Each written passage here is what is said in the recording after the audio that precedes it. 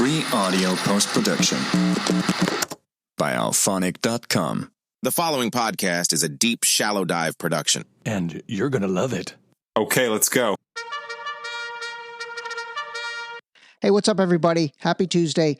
Oh, man, I hope you had a good weekend. Gosh, I don't know if I can say I had a good weekend, but obviously, if you've been paying attention, it's just one thing after another. And obviously what's taken place starting, when did it start? I guess it started Thursday night when Israel, quote unquote, preemptively attacked Iran. Now, all right, I'm going to be very honest. I am going to try and critique what is going on in a very, very unbiased, impartial way, which honestly, I think I can easily do that because, ironically, I think the situation right now, and oh my God, it's like so much has happened since Thursday.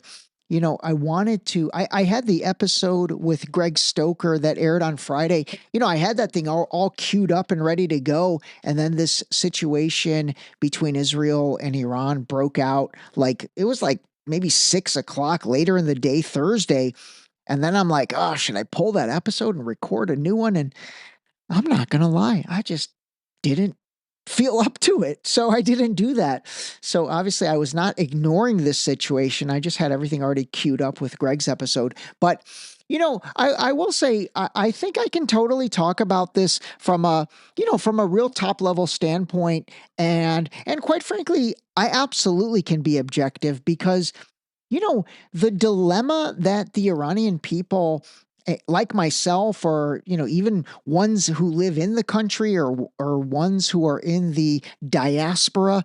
By the way, that term diaspora has gotten really popular over the past couple of years.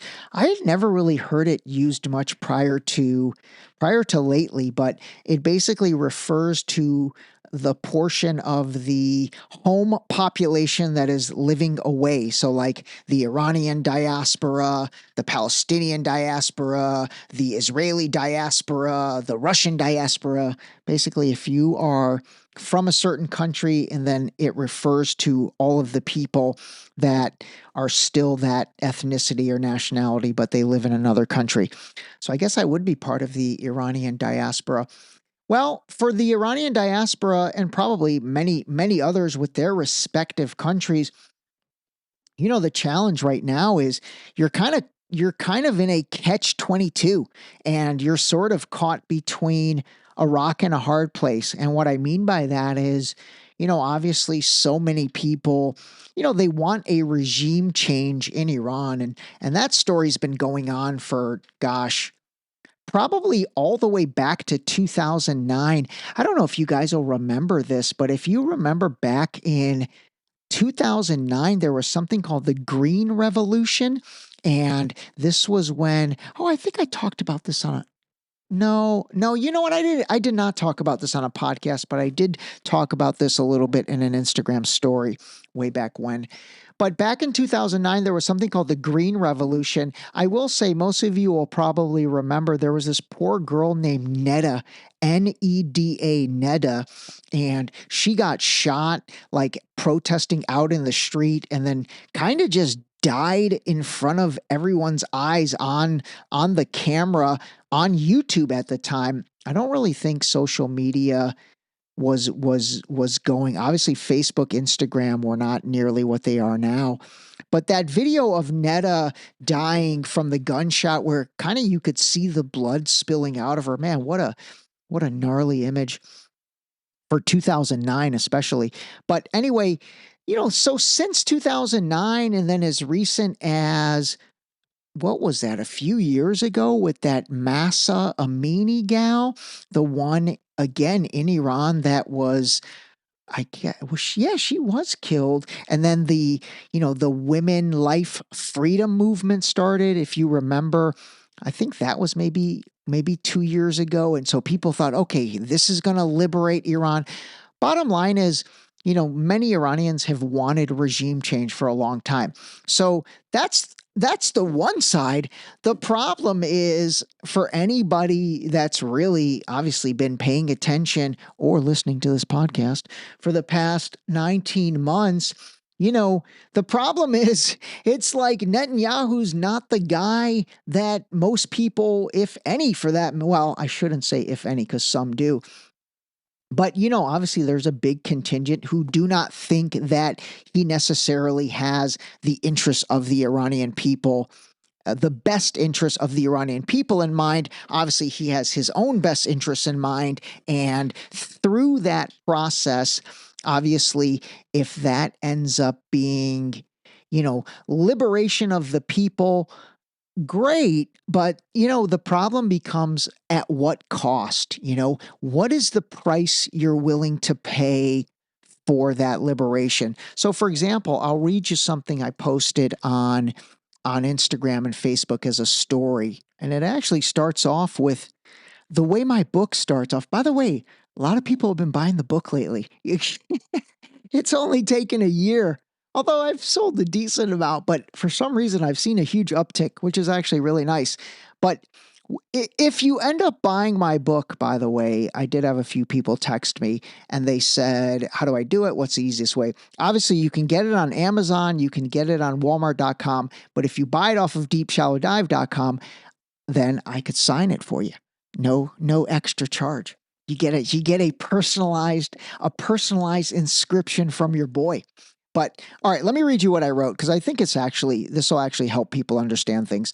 I said, just a quick share. March 13th, 2020 changed me. By the way, that was the day, if you remember, that I don't know if it was Trump or Fauci or whoever said, stay in your house for the weekend. So I wrote, that was the day I stopped trusting the system.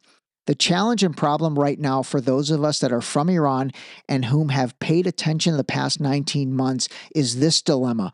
What price are you willing to pay for regime change? Are you willing to see Tehran look like Gaza? One of my Jewish friends said it best to me in a DM when he said, I feel you. I wish it was a different person than Netanyahu. Now that's nuance. By the way, I'm not going to say my friend's name because he asked me not to, but I will tell you, man, it's like if there ever was a friend of mine that, again, I feel like, understands my mindset about things, especially because he's Jewish and he understands that I've never been critical of anything related to Jewish people. I've been critical of things that are related to humanity, I really have. And so, I loved that he and I had that dialogue through DM on Instagram. And I love that he said that to me. He said, I feel you. I wish it was different. I wish it was a different person than Netanyahu. Okay. So then on the next slide, I said, again, March 13th, 2020 changed me. Since then, I've realized something a lot of people still don't want to admit. Politicians are just people who choose power as their career. They're not special. They're not wise. They're not here for you. They're just really good at pretending to care. The mullahs in Iran don't care about the Iranian people. They don't. Benjamin Netanyahu doesn't care about anybody based on what he's shown us in Gaza. He doesn't. Lindsey Graham, Marco Rubio, they're not thinking about you. Adam Schiff, Nancy Pelosi, same story, different script. Anyway, my point of all that was, I feel like people, similar to how they think about, their celebrities or music artists or athletes or whatever, you've got to realize this worshiping of politicians. And I can't even believe I say that because it's like in my mind, I'm thinking, why would you worship a politician?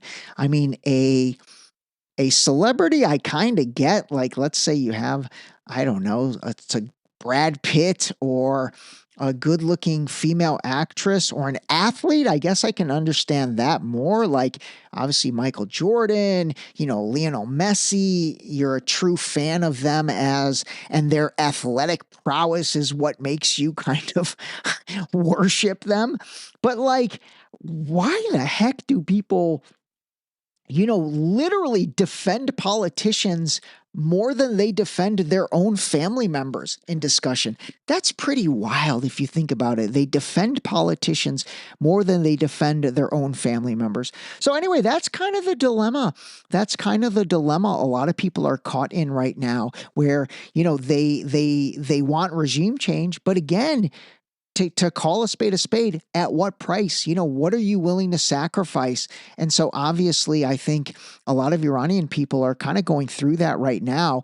And I will say a lot of the people that started out on Thursday cheering now are realizing that there is a price. There's a price that's going to have to be paid. So anyway, more on that a little bit later. Obviously, I think we now have the newest entrance into the news cycle that's probably gonna take up a lot of our discussions. But let me play you a few clips. I think it's good to kind of hear, what's going on in the zeitgeist of all this. So let's start off with my man, Professor Jeffrey Sachs, who was on Tucker Carlson again. I think this is worth listening to. War with Iran will be World War III. Iran is not alone, and it will not remain alone. With Russia, we are at possibility of peace, but we're also at a possibility of nuclear war.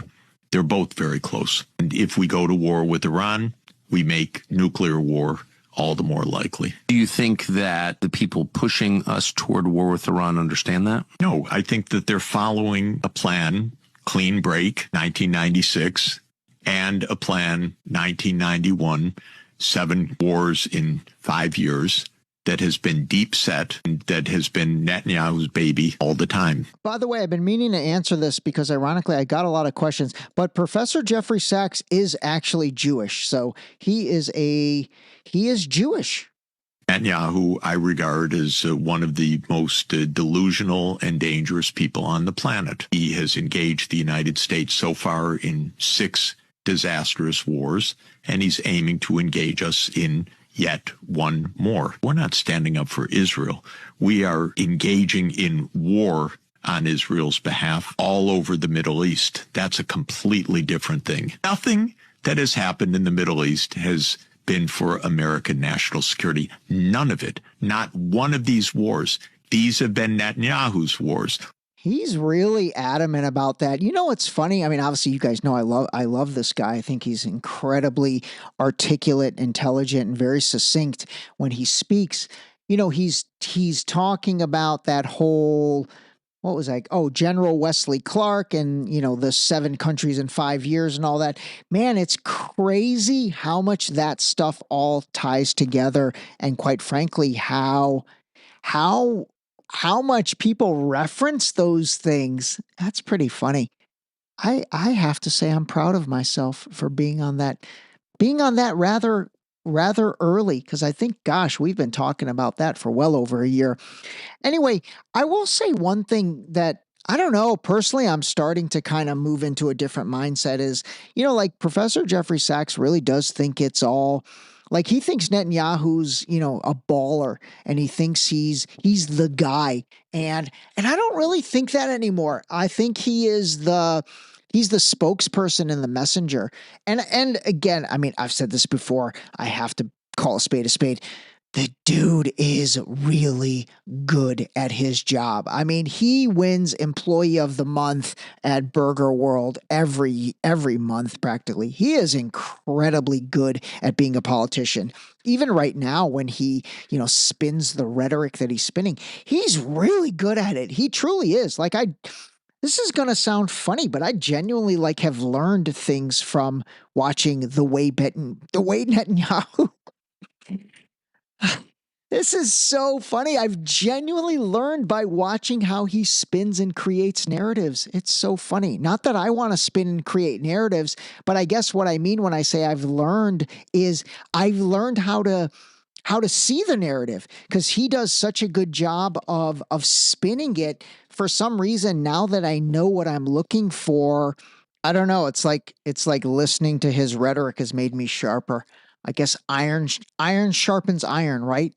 Okay, anyway, Anyway, I don't know if I totally agree with Professor Sachs anymore in thinking that, that he's the head of the snake. I don't really think he is. Like I said, I think he's kind of the messenger in that. So anyway, all right, there's that. Now give a listen to this. This guy is actually really good. This is a guy on Instagram and TikTok, and he goes by Pissed Maggotus or something like that. You'll probably recognize this guy's voice if you're on those platforms and if you if you follow this kind of content. But give this a listen. And by the way, so it starts off with another guy talking and then he sort of jumps on top of the guy. Not literally. Here's what's happening in Iran. Israel launched a preemptive attack. Yeah, no, they didn't, because that's not really a real thing, is it? If you launch an attack against somebody who hasn't actually done anything to you, that's called an unprovoked assault. So the Israeli government and Benjamin Netanyahu launched an unprovoked assault against Iran and justified it with an unsubstantiated claim that Iran were, one, on the verge of developing nuclear weapons, and two, intending to use those nuclear weapons against Israel. You know what? I am going to do something really quick. So there's a couple more minutes in that clip and they're really good and I'm going to play them for you. But, I want to play this because, again, part of what I think has really become evident for me, and honestly, I don't want to say I've gotten good at it, but at least I see it, is kind of pattern recognition. And gosh, because we've talked about so much of this stuff, and quite frankly, we've done the repetition as the mother of all learning, where we've talked about things, multiple times. I really have seen similarities, and I know we've talked about there being playbooks and things like that. And I've really seen them, and I start to spot them pretty quickly. And so when Netanyahu on Thursday or Friday, basically came on camera, dude is good, man. I seriously, I can't stress that enough. He's really an excellent communicator and he's very good on camera.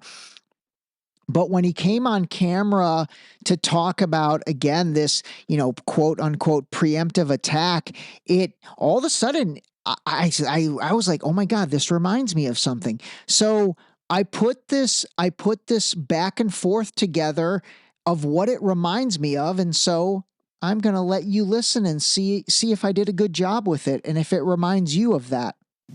My fellow citizens, at this hour, American and coalition forces are in the early stages of military operations to disarm Iraq, to free its people, and to defend the world from grave danger. Moments ago, Israel launched Operation Rising Lion, a targeted military operation to roll back the Iranian threat to Israel's very survival. These are opening stages of what will be a broad and concerted campaign. This operation will continue for as many days as it takes to remove this threat. I want Americans and all the world to know that coalition forces will make every effort to spare innocent civilians from harm. So today, I want to once again address the people of Iran. We come to Iraq with respect for its citizens. We have no ambition in Iraq except to remove a threat and restore control of that country to its own people. Oh, I love it. I left the pow at the end. Okay, so anyway, that was George W. Bush. George Bush. Well, I just tried to imitate his dad, actually. Okay, so that was George W. when we announced the invasion of Iraq and the weapons of mass destruction and all of that. And we know how that turned out. It was a big old fat zero and a big old lie. So anyway, when I saw Netanyahu give his press conference, I'm not kidding. I was like, oh my God, this totally reminds me of George W. Bush. So take a wild guess what I did. Yeah, I went to TikTok and I typed in George W. Bush, Iraq, and boom, that clip came out. And then I took the clip. Actually, maybe I'll share this. So I took the clip. I was able to download it from TikTok. I took it into CapCut, which CapCut is an editing program, ironically owned by the guys that own TikTok. It's the company ByteDance. And I then uploaded the Netanyahu clip into the same project and basically kind of went back and forth, and I cut sections and then I rearranged them and laid it out. So it went Bush, Netanyahu, Bush, Netanyahu, Bush, Netanyahu. So anyway, I am curious if that kind of jived with you guys. Like, obviously when you see it, they're both kind of sitting behind a desk or a podium and they look practically the same. So I'm telling you, man, this pattern recognition in politics is definitely applicable because there's a few playbooks and they come back to them over and over again. All right, let's listen to the rest of this pissed Magistus guy. And by the way, so we're picking back up to where he's basically talking about Netanyahu's like credibility and his track record. Now, the problem is, this is the exact same unsubstantiated claim that Benny Boy here has been using to justify all manner of violence and atrocities for the last several decades. All right, he does really good work here because he basically takes a bunch of previous clips dating all the way back to like 1992 and then 1997 and then 2002, and he might even bring it all the way to 2024. But he kind of shows you how Netanyahu is a little bit of a broken record in terms of the things he says.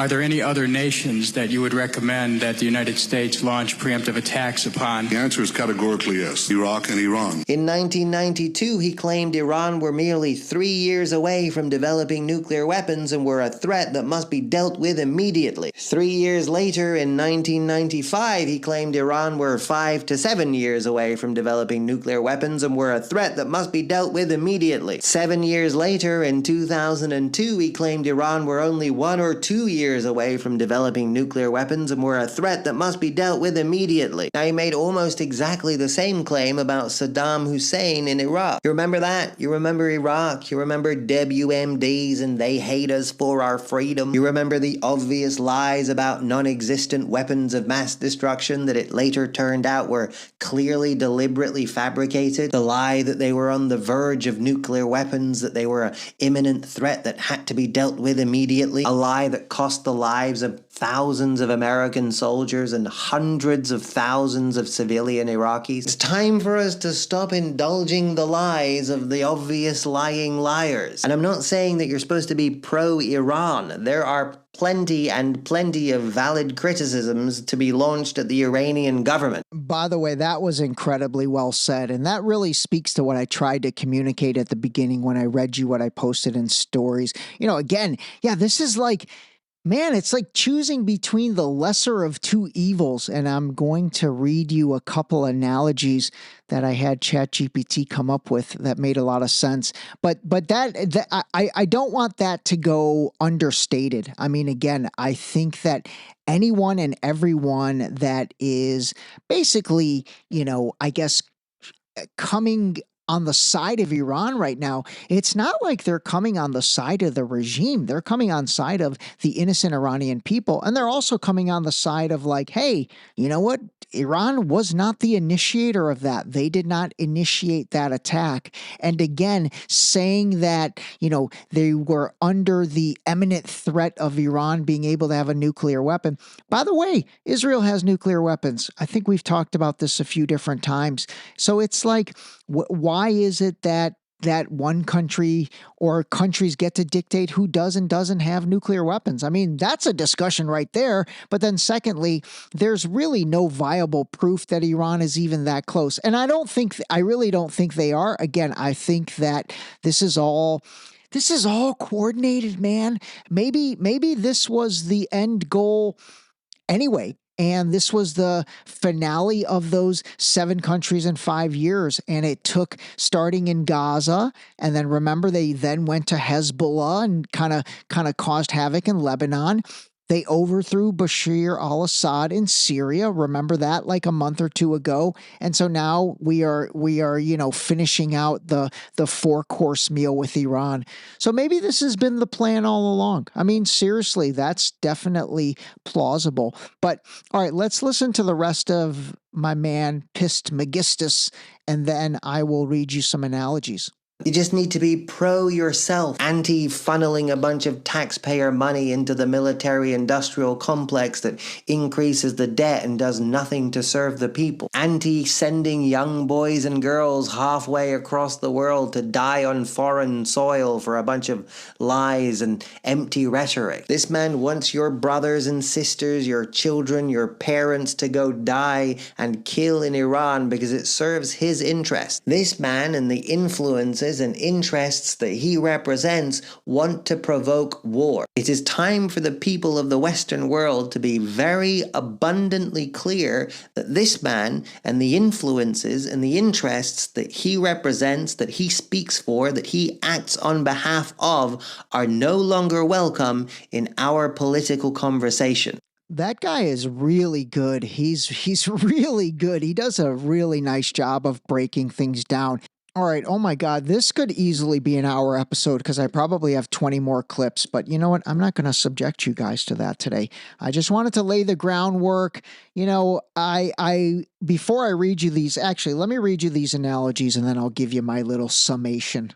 I actually had a friend say, hey, I love it when you do your AI stuff, but can you read us your prompt? Because it would be a good learning to understand how and what you are prompting in order to get the results that you share with us. Okay. All right. I will do that for you guys. So here was my prompt. I said, I'm looking for an analogy that basically gives you a choice between two awful outcomes. For example, pancreatic cancer versus liver cancer. I'm not sure if they're equally as bad, but what would be a good analogy or series of analogies of picking between two things that are both just awful? So that was my exact prompt with ChatGPT. And by the way, just a little bit of learning as you guys, continue to use it for prompting things. The more detailed and the more even like questions and things like that. Think about it as like, again, you're talking to like your super smart friend, but the more information you give it, the better results you can get. So here is my zesty ChatGPT. It says, you're looking for a visceral no-win analogy, something that screams either way you lose. Here are a few sharp options that convey that. Number one, pancreatic cancer versus liver cancer. As you mentioned, medical's Sophie's choice. So that's funny. So that situation of pancreatic versus liver is referred to as a medical Sophie's choice. Both brutal, both often terminal. You're just choosing the timeline. Okay, number two, jumping out of a plane with no parachute versus staying on a burning plane. Either you burn or you break. Pick your ending. Yikes, that's not good. And it added like an emoji of a fire and a parachute. Zesty, this guy. Okay, number three, getting eaten by a shark versus getting eaten by a bear. Which one would you prefer? Land or sea? You're still lunch. I think I'd rather get eaten by a shark. Okay, number four. Oh, you know what? I will actually give you my answers to these. Pancreatic versus liver cancer. I don't know, man. I've heard so many bad things about pancreatic cancer. I guess I will take liver cancer in that regard. Jumping out of a plane with no parachute, staying on a burning plane. I think I'm jumping out of the plane with no parachute. At least I could enjoy that little time of like flying. Okay, eaten by a shark or bear. I'm going to go with the shark. Drinking bleach versus drinking drain cleaner. Pick your poison, literally. Oh man, I think I'm going to go with the drain cleaner on that. For some reason, I feel like bleach would kind of burn a little too much. Although I can't imagine drain cleaner is pleasant either. Okay, voting in a rigged election versus not voting at all. Oh my God, I already did this in 2020. So I would obviously choose voting in a rigged election. Pretend power or silence power. Oh, you like how I slid that one in there. Okay, number six, root canal without anesthesia versus colonoscopy with a rusty pipe. Oh my God, a root canal without anesthesia versus a colonoscopy with a rusty pipe. A different kind of trauma, same level of regret. I don't like going to the dentist, so I'm going to take the colonoscopy with the rusty pipe. Oh my God, that is going to open me up to so many jokes. Okay. And number 7, choosing between a tornado or an earthquake destroying your house. Doesn't matter which force of nature hits, you're still homeless. I'm going to go with the earthquake on that. Tornadoes, man, I don't want to get like thrown in the air and then land and die. I'll go with the earthquake on that. Those are all super awful. Feel free to go through them yourself and decide which one you would choose, the worst of two evils.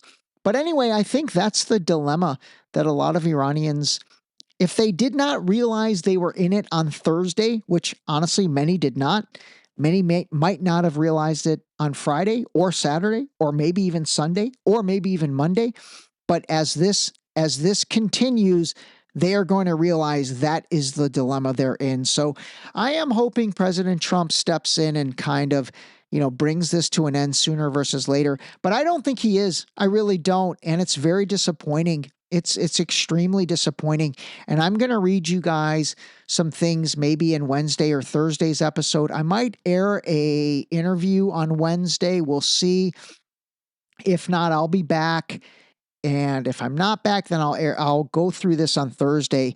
Man, there's some dark theories out there right now of what's going on in this world, and I'm going to share them with you. I mean, again, I think I owe that to you guys to sort of help you see things that are potentially plausible, even if they're very, very unpleasant. So anyway, all right, that's it.